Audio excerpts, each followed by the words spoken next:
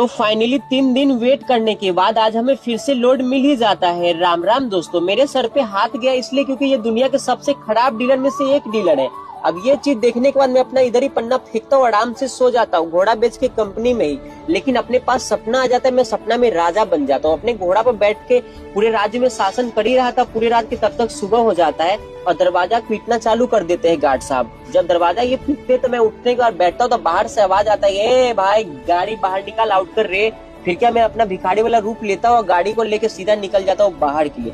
आगे आके अपने गाड़ी को पार्किंग करता तो वहीं पे हमारे कुछ भाई लोग मिल जाते हैं। सभी भाई से मिलके हमें सच में राजा वाला फीलिंग आने लगता है, लेकिन मैं भूल जाता हूँ कि मैं अभी जगह हूँ, सपना में नहीं हूँ।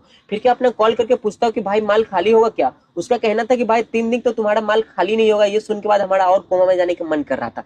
खैर कोई बात नहीं, किस्मत खराब है या टाइम खराब है या नसीब है, हमें खुद ही समझ में नहीं आता है। गाड़ी को यहीं पर लॉक करता हूँ, आराम से पूरे दिन घूमता हूँ और शाम के आके रोज सो लेता हूँ। 3 दिन वेट करने के बाद चौथा दिन चाबी मारने के बाद गाड़ी को लेकर निकल जाता हूँ अपने सफर के लिए। लेकिन उससे पहले हमें लेना था डीजल।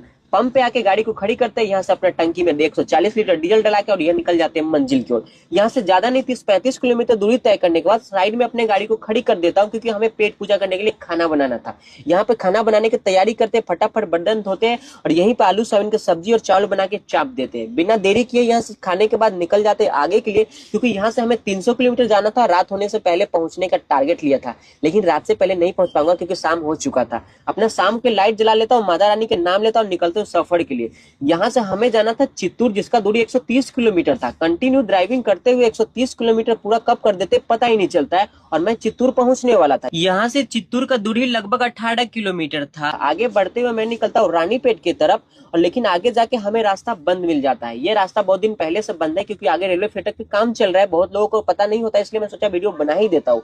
और यहाँ से निकल जाते हैं आगे अपने सफर के लिए। बेलूर के साइड वाला बाईपास पकड़ने के बाद अपने सफर को कंटिन्यू करता हूँ। रास्ता पूरा खाली था, और यही अगर दिन में आते तो हमारे किडनी लिवर गुद्दा सब खराब हो जाता है, इसलिए मैं रात को सफर ज्यादा करता हूँ। यहाँ से बढ़ते हुए मैं पहुंचता हूँ हाईवे पर, और ये हाईवे पर आने के बाद आपको बता दूं कि इस हाईवे का नाम अनेक है। इसको कोलकाता मुंबई हाईवे बोलूं तो भी चलेगा, चेन्नई बेंगलोर बोलूं तो भी चलेगा, आगे तिरछी वाला हाईवे बोलूं तो भी चलेगा। इस हाईवे पे चलता हूँ लगभग 100 किलोमीटर कंटिन्यू ड्राइविंग करते हुए।